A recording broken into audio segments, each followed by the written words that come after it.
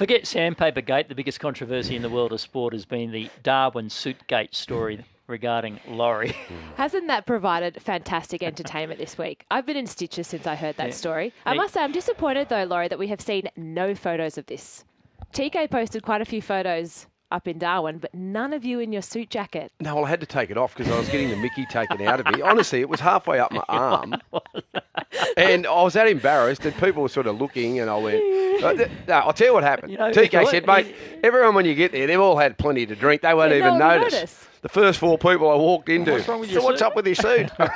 But it was that long, so I didn't worry about the length of the pants because I thought, the pants were too long The too. pants were too long. So I'm stepping on the bottom of the This pants. just gets better. But the suit sleeve just came up halfway up my arm, so I just took my jacket off and I called it quits. And Very funny. the funny thing is, well, it's not And then funny. he did the George Michael. You know, he pushed the sleeves up with the just to think like he was cool back in But 1988. I can't wear it again.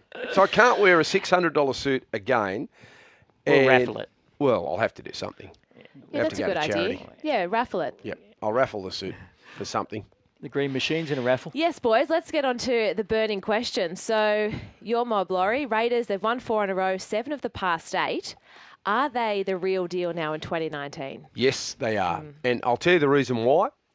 Is their ability to defend. Yeah. Their ability to defend is a lot better. They've got more purpose. They are more connected in defence, more than I've seen them before. And it's a real attitude turnaround by them. They've always thought about attack being the most important part of the game. But they've put more of a focus on defence. They've always got that attack in them because they've got so many quality players.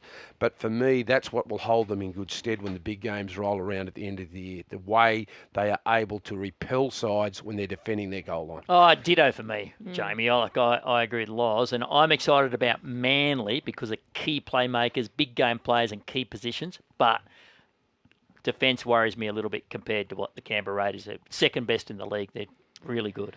Well, let's go to the other end of the table. And, boys, it's looking likely that no Queensland team will be in the finals for the first time since 1991. Last weekend, we saw a cumulative margin of 126 to 14 points for all 3 Queensland teams combined. I just want to focus on the Cowboys with this section. Is Paul Green under pressure, or is he at least just feeling the pressure with these results? I think a bit of both. I don't think they'll sack him at the end of this year, but I think if results aren't going well in the early part of next year, the noises will grow louder for Paul not to be there in the future. Winning a premiership gets you a lot of credibility, gets you a lot of time, but Wayne Bennett's won 7 didn't help him, and it didn't help Michael Maguire at South, who went in he thought he was going in for a pay rise and walked out with it out of position. So his time's running out. Doesn't mean he's a bad coach, but his time at the Cowboys is running out. Well, this was an interesting article during the week, guys, where the debate is it time to replace the Titans with a team on the Central Coast? John Singleton remains convinced that a team would just work tomorrow on the Central Coast. Do you guys agree? I think it'd be well supported, a team on the Central Coast. Very well supported. I think you'd have at least an average crowd of 15,000 per year. It's on cracking average, stadium. every It's one of my It is. favourite stadiums. Some games you get sellouts, I reckon, but on average, you'd have 15,000 people up there every week to watch a Central Coast side run around. They need their own team. It's got to be a Central Coast team. Yeah. If you transplant it, even if you transplant a Sydney team, it's still, you've got to cut your ties with the old club. They want to support their own club. Just quickly on the Titans before we move on. Are you surprised? So they lost 58-6 to the Roosters last weekend. Are you surprised that they haven't lifted just to sort of prove their worth, that they shouldn't get sacked when the new coach comes in? Jeez, I would have thought so. Absolutely. Yeah, I that's would what have I'm thought so. surprised about. Absolutely. And I'm expecting a lift this weekend, but they just are playing with no They're confidence. worse. They're playing with no confidence. I agree. I'd be trying to keep my contract for the new coach. I'm okay, Well, coach. I heard It's these Gus- other blokes who are no good. Well, I heard Gus talk about how he'd only keep 2 players. Hold on, All he right? gave him Well, he two gave blokes them on 4, 650. but the other thing about it, it's not as easy as just keeping 2 players because other people have to take the other 28 off you. And you got to replace them. Exactly.